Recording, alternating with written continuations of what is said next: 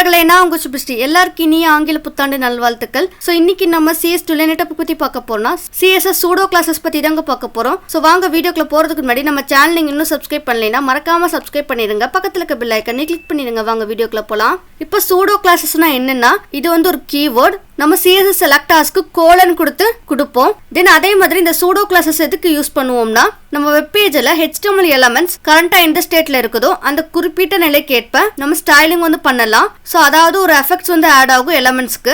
For எக்ஸாம்பிளுக்கு பார்த்தோம்னா, நம்ம ஆல்ரெடி CSS லிங்க்ஸ் வீடியோவில் பார்த்துருப்போம். ஒரு லிங்க்கை கிளிக் பண்ணி பேஜை விசிட் பண்ணிட்டோம்னா ஒரு ஸ்டைலிங் வந்து பண்ணிக்கலாம். ஒரு லிங்க் மேலே ஹோவர் பண்ணும்போது ஒரு ஸ்டைலிங் வந்து பண்ணிக்கலாம். ஸோ இந்த மாதிரி தான் வந்து நம்ம Pseudo-Classes வந்து யூஸ் பண்றோம். இப்போ நம்ம எக்ஸாம்பிள்ஸோட பார்த்துருவோம். ஸோ அதுக்கு வந்து இங்க நம்ம பாடி டேக்ல ஒரு ஆங்கர் டேக் வந்து கொடுத்துருக்காங்க. கிளிக் ஹியர்னு ஆங்கர் டெக்ஸ்ட் வந்து கொடுத்துருக்கேன். நான் கண்ட்ரோல்ஸ் கொடுத்து ரன் பண்ணி காட்டுறேன். ஓப்பன் வித் லைவ் சர்வர் கொடுத்துக்கிறேன். இங்கே பாருங்க, அந்த ஆங்கர் டேக்ல கொடுத்த டெக்ஸ்ட் வந்து டிஸ்பிளே ஆகிடுச்சு. ஸோ இப்படி தான் வந்து டிஃபால்ட்டா வந்து டிஸ்பிளே ஆகுங்களா. ஆங்கர் டேக்ல கொடுக்குற டெக்ஸ்ட் வந்து ப்ளூ கலர்ல அண்டர்லைன் வந்து டிஸ்பிளே ஆகுங்களா. இப்போ நம்ம இந்த லிங்க்கு கலர் வந்து சேஞ்ச் பண்ணிடுவோம். ஸோ ஸ்டைலிங் வந்து பண்ணிடுவோம்.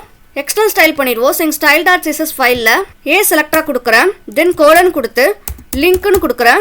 இப்படி தான் வந்து நம்ம Pseudo-Classes வந்து கொடுப்போம். செலக்டர் கொடுத்தக்கப்புறம் கோலன் கொடுத்து Pseudo-Classes வந்து கொடுத்துக்கணும். தென் கர்லி பிரேசஸ் கொடுத்து கலர் ப்ராப்பர்ட்டி கொடுக்குறேன்.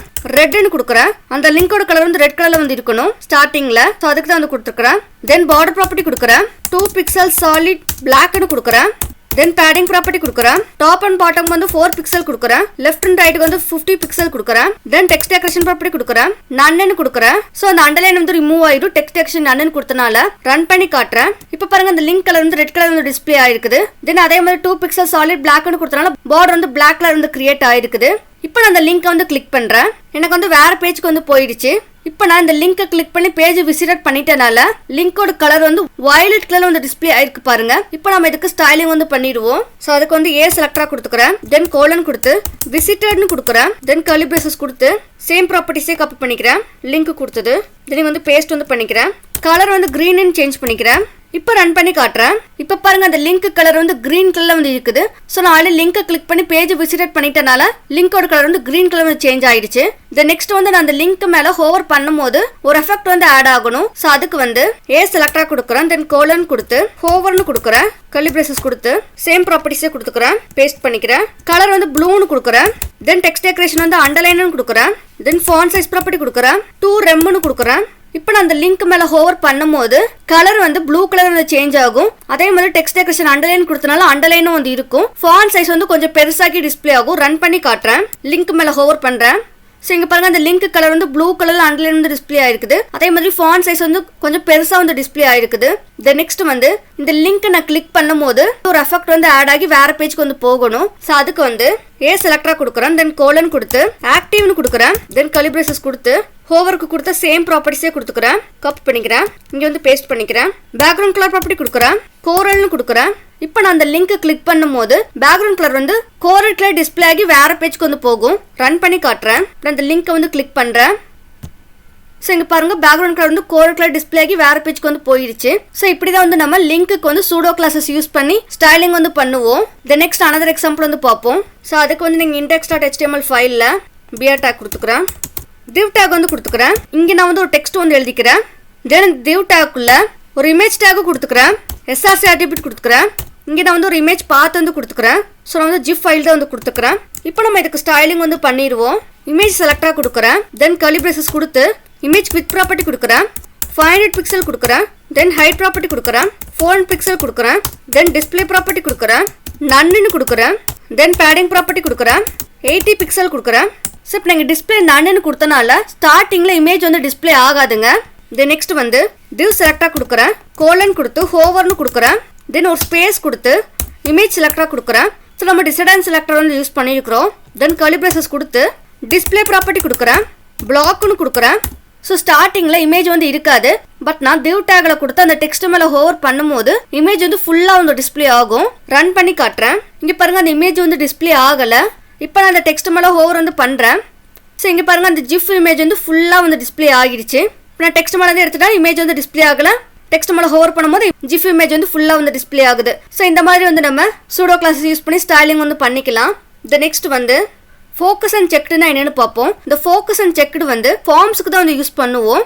இன்புட் எலிமெண்ட்ஸ்க்கு இப்போ நாங்கள் பாடி டேக்ல வந்து ஃபார்ம் டேக்ல வந்து லேபிள் டேக் இன்புட் டேக்லாம் வந்து கொடுத்துருக்குறேன். Enter your name, enter your phone number, select language அப்படின்லாம் கொடுத்துருக்குறேன். நான் ரன் பண்ணி காட்டுறேன்.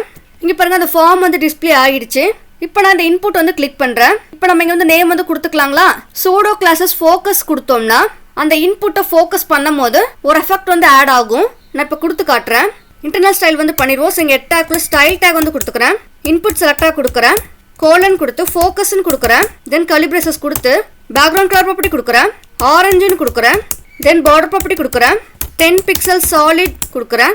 இப்போ நான் இன்புட் ஃபோக்கஸ் பண்ணும்போது பேக்ரவுண்ட் கலர் வந்து ஆரஞ்சு கலர் வந்து ஆகும். அதே மாதிரி பார்டர் வந்து 10 பிக்சல் அளவுக்கு திக்னஸாக வந்து இருக்கும். ரன் பண்ணி காட்டுறேன். இப்போ நான் இன்புட் ஃபீல்டு வந்து ஃபோக்கஸ் வந்து பண்ணுறேன். ஸோ இங்கே பாருங்கள் பேக்ரவுண்ட் கலர் வந்து ஆரஞ்சு கலர் வந்து டிஸ்பிளே இருக்குது. அதே மாதிரி பார்டர் வந்து 10 பிக்சல் அளவுக்கு திக்னஸாக வந்து இருக்குது. இப்படி தான் வந்து நம்ம ஃபோக்கஸ் சூடோ கிளாஸ் வந்து யூஸ் பண்ணுவோம் இன்புட் ஃபீல்டுக்கு. இந்த நெக்ஸ்ட் வந்து செக்டுனா என்னன்னு பார்ப்போம். அதுக்கு வந்து இன்புட் செலக்டராக கொடுக்குறேன். தென் கோலன் கொடுத்து செக்டுன்னு கொடுக்குறோம் சூடோ கிளாஸ் வந்து. இந்த செக்டு வந்து நம்ம செக் பாக்ஸஸ்க்கு ரேடியோ பட்டன்ஸ்க்குலாம் வந்து கொடுத்துக்கலாம். தென் கலிப்ரேசஸ் கொடுத்து அவுட்லைன் ப்ராப்பர்ட்டி கொடுக்குறேன். 2 பிக்சல் சாலிட் ரெட்னு கொடுக்குறேன். இப்போ நான் செக் பாக்ஸஸ் வந்து கிளிக் பண்ணும்போது அவுட்லைன் வந்து ரெட் கலரில் வந்து இருக்கும். ரன் பண்ணி காட்டுறேன். இப்போ இந்த செக் பாக்ஸஸ் வந்து கிளிக் பண்ணுறேன்.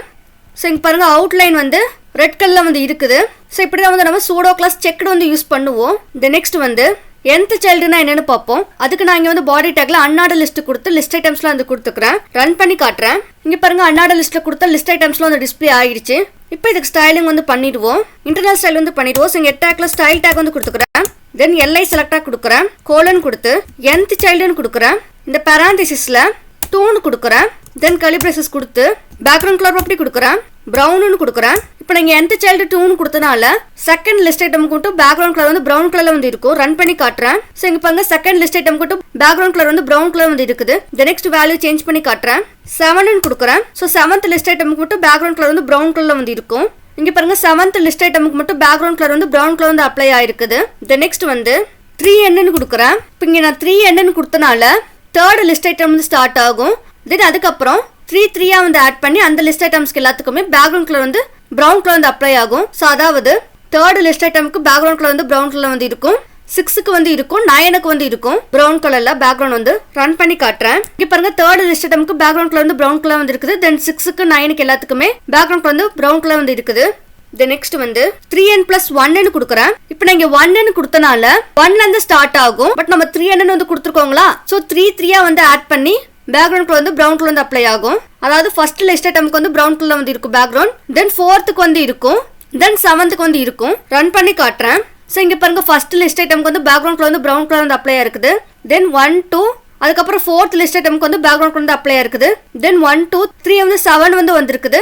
ஸோ 7th லிஸ்ட் ஐட்டமுக்கு வந்து பேக்ரவுண்ட் கலர் வந்து அப்ளை இருக்குது. இப்படி தான் வந்து 3n+1 வந்து ஒர்க் ஆயிருக்குது. இந்த நெக்ஸ்ட் வேல்யூ சேஞ்ச் பண்ணி காட்டுறேன். 2ன்னு கொடுக்குறேன். இப்போ நீங்கள் 2ன்னு கொடுத்தனால 2லேருந்து ஸ்டார்ட் ஆகும். 2லேருந்து 3 ஆட் பண்ணி தேர்ட் ஒரு எலமெண்ட்டுக்கு வந்து பேக்ரவுண்ட் கலர் வந்து அப்ளை ஆகும். ரன் பண்ணி காட்டுறேன். ஸோ இங்கே பாருங்க 2லேருந்து ஸ்டார்ட் ஆயிருக்குது. ஸோ செகண்ட் லிஸ்ட் ஐட்டமுக்கு பேக்ரவுண்ட் கலர் வந்து ப்ரௌன் கலர் வந்து அப்ளை ஆயிருக்குது. 1 2 3 ஸோ 5th எலமெண்ட்டுக்கு வந்து பேக்ரவுண்ட் கலர் வந்து அப்ளை ஆயிருக்குது. தென் 1 2 3 ஸோ 8th லிஸ்ட் ஐட்டமுக்கு வந்து பேக்ரவுண்ட் கலர் வந்து ப்ரௌன் கலர் வந்து அப்ளை ஆயிருக்குது. இந்த நெக்ஸ்ட் வந்து ஈவன் கொடுக்குறேன். இப்போ நாங்கள் ஈவன் கொடுத்தனால ஈவன் நம்பர் லிஸ்ட் ஐட்டம்ஸ்க்கு மட்டும் பேக்ரவுண்ட் கலர் வந்து அப்ளை ஆகும். அதாவது 2 4 6 8 10க்கு எல்லாத்துக்கும்.